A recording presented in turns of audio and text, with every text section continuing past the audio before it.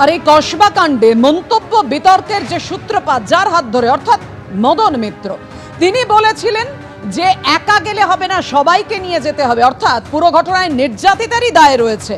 সেই ঘটনায় শোকজ করে দল এবং তারপর ক্ষমা চেয়ে দুঃখ প্রকাশ করে দলের রাজ্য সভাপতিকে, অর্থাৎ তৃণমূলের রাজ্য সভাপতির কাছে ক্ষমা চেয়েছেন মদন মিত্র। আমার মন্তব্যে দলের ভাবমূর্তি ক্ষতিগ্রস্ত হওয়ায় লজ্জিত ও ক্ষমা প্রার্থী। মমতা বন্দ্যোপাধ্যায় দলের প্রতি আমার আস্থা অটুট। দল পদক্ষেপ করলেও আমি দল ছাড়ব না। দলের শোকজে ক্ষমা চেয়ে চিঠি কামারহাটির তৃণমূল বিধায়কের।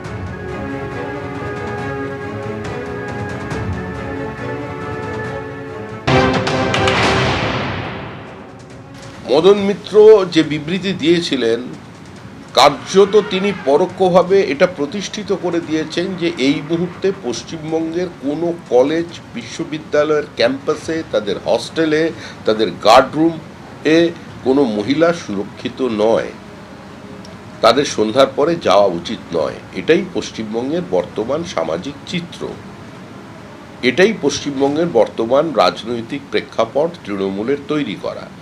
এটাই মদন মিত্র বুঝিয়ে দিয়েছেন এবং তারপরে ওই চিঠি, পাল্টা চিঠি, এসবের কোনো গ্রহণযোগ্যতা মানুষের কাছে এই মুহূর্তে আর নেই।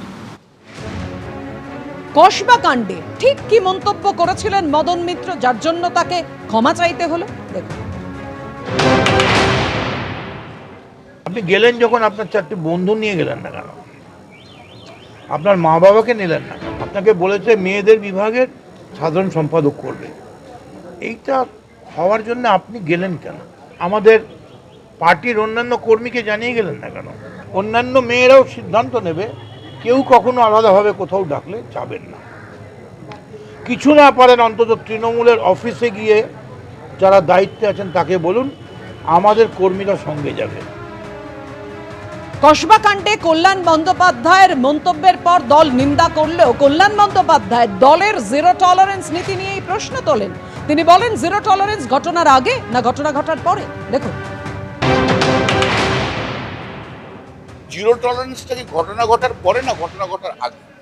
আমাকে কন্ডেম করুক, আমাকে ডিসোসিয়েট করুক, আমার কোনো আপত্তি নেই, কিন্তু ওই কন্ডেম আগে ওদের করলেন না কেন? সেই দিন কন্ডেম করলেন না কেন? কেন এনকোয়ারি এখনো স্টার্ট হয়নি? ওনার ওপর নেতাকে, কার ওপর নেতাকে, কার আশীর্বাদে এরকম হয়েছে? একদিনে তো হয় না এরা তৈরি, নিশ্চয়ই বছরের পর বছর ধরে তারপর তো তৈরি হয়েছে।